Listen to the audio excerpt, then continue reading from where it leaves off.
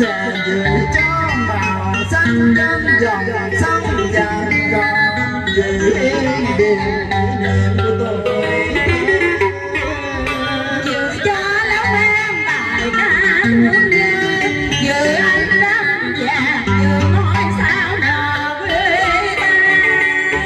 Nghe tiếng em ca trên dòng sông dãi con lòng lưng lưng giữ giấc mộng ban đầu ở lòng sông.